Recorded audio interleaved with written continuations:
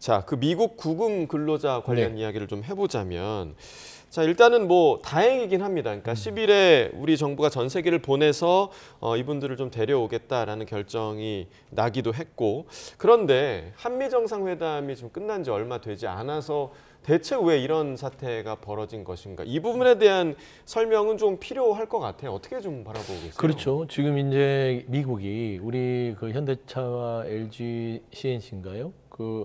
에너지 솔루션이겠죠. 예. 거기에 대한 한국인 근로자들을 구금한 거는 굉장히 우리 대한민국 입장에서는 불쾌한 일이죠. 75년 한미 동맹에 대한 동맹국에 대한 대우가 고작이 이것인가?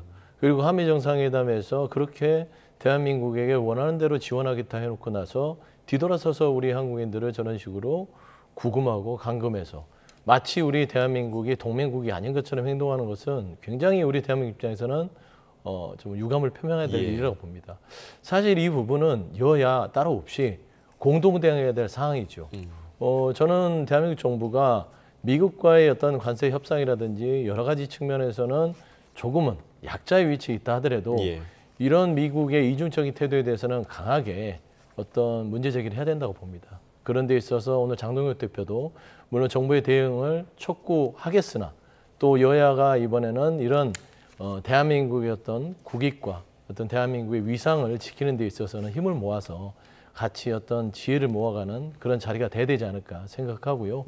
사실 이 대책 마련 부분도 정부가 외교부와 산업부 모든 어떤 정치권의 역량을 모아서 잘 해결해 나가야 될 문제라고 생각합니다. 예. 자, 그런데 트럼프 대통령은 좀 입장이 좀 오락가락하는 것 같습니다. 어제는 이민세관 단속국이 자기 할 일을 했다 이런 입장을 밝혔는데 오늘은 또 한국과의 관계가 뭐 변하지 않을 거다, 좋다 이런 얘기를 했는데 도무지 본심이 어떤지를 좀 파악하기가 좀 힘든 것 같아요.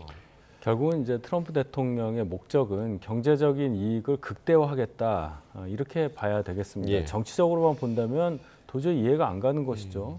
동맹국 중에 동맹국이라고 할 수 있는 한국에 대해서 이런 대우를 할 수 있느냐 이거를 생각하고라도 왜 이러한 일을 벌였겠느냐를 생각해 볼 때 또 메시지가 오락가락하는 걸 생각해 볼 때 트럼프 대통령이 요구하는 것은 명확하다고 봅니다. 첫째는 아직까지 확정되지 않은 우리나라의 대미 투자와 관련한 여러 가지 사항들 여기에서 아마 지금 협상이 그렇게 순조롭게 진행되는 것 같지는 않아서 여기에 대한 압박 수단으로서 이민세관국의 이 단속이 있지 않았냐 이렇게 생각이 들고 그다음에 또 하나 생각할 것은 고용을 하더라도 미국에 투자를 하더라도 고용은 미국 국민에 한해서만 해달라.